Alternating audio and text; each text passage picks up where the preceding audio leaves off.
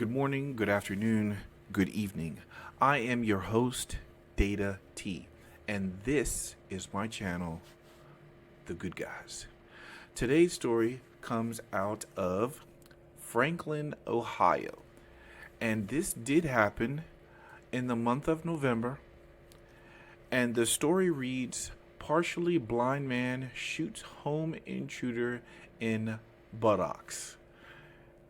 How does this guy shoot him? We will find out. But first, if you guys don't mind, leaving a like, leaving a comment, and subscribing, I would appreciate it. So let us dive in to this story. That is all it took to wound an intruder. Thanks for joining us tonight. The homeowner found him roaming around his house at 3 in the morning and shot him in the backside. Police tell Local 12's Luke Jones he chose the victim's home specifically because he thought he'd be in the hospital.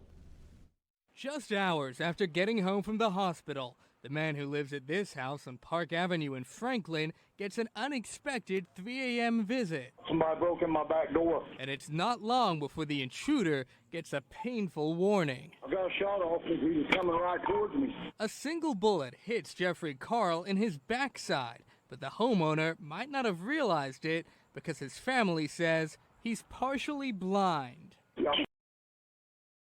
Now, let's talk about this. Partially blind, whether he was partially blind or fully blind, guess what? He still deserves to get a firearm. I think, I may be wrong on this, but, I have heard many times when you lose a sense, the rest of them get stronger. I have heard of blind people knowing exactly who comes into a room, even though they can't see. I have heard of them knowing the difference between even a male or a female when they walk in the room. All those other senses get stronger. Some of you may be saying, oh, but that doesn't mean he can shoot a gun. You need your eyesight to shoot a gun. Well, no, you don't. And this proves it. He was partially blind. I would say to this that this is something that I would believe people would have a problem with it. But again, he walked into this man's home, and he did it from a point of weakness because he thought that the house would be empty. So what? Doesn't deserve for you to go in there and grab his stuff. And I'm glad he was shot. They keep saying backside, backside, backside. Okay? You read the story. He got shot in his ass. And good for him. Okay? Let's continue. Fired a shot off. I don't know if it hit him or not. After getting shot, the intruder takes off running. He's bleeding, and police are able to follow a trail of blood all the way down this alleyway to a backyard shed around the corner. That shed is owned by Joe Lewis, who just happens to be a good friend of Carl's. I've known him for quite a while. My reaction was, damn, somebody shot that boy in the Carl was no stranger to the victim either, describing him to police as an uncle pretty much. In fact, he tells police the only reason he broke into this home is because he thought the victim would still be in the hospital. He ain't a dangerous person. He just got issues, like all of us do. Those issues include a history of weapons and drug charges. Before he was shot, the victim's family says he stole weapons and music equipment. I never expected that, because he's never touched nothing here, ever. We got $1,000 sticks in there, cubes. And Lewis hopes his friend has learned an equally huge lesson. Yeah, that lesson would be don't steal.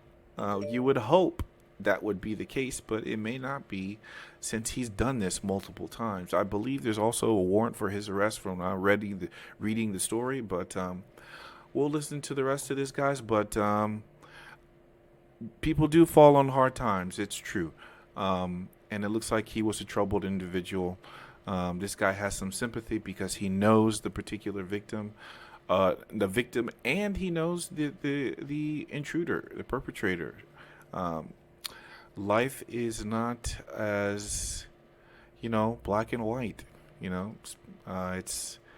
it's unfortunate, but he was well within his right to protect himself. And remember, he was partially blind.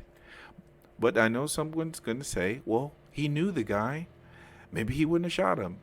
No, I'm sure there are other people that you could probably know that may want to do you harm. And you are well within your right to self-defense. Let's listen to the rest and then I'll close this out. I'm hoping he get it right. Hoping he get his life right. In Franklin, Luke Jones, Local 12 News. Now, the victim wasn't injured at all. When Carl was arrested, police discovered he already had a warrant out for domestic violence. Guys, I'll stop it there because it's going to cycle and reset and all that kind of stuff. But, what we often see is a lot of these people who have records, they keep doing this. And that is the problem. Identifying these violent people and then putting them away harshly, in my opinion. And sometimes these guys are going to keep doing this. They will keep doing this until they meet somebody who says no. And when they mean no, I mean no with a firearm. So, I wish him well, actually. I hope he learns his lesson. I hope he gets his act together, because this doesn't look like he was a heinous person. But, hey, he didn't know that. So, everybody, please understand, good people have guns. And if good men do nothing, there would be no good guys.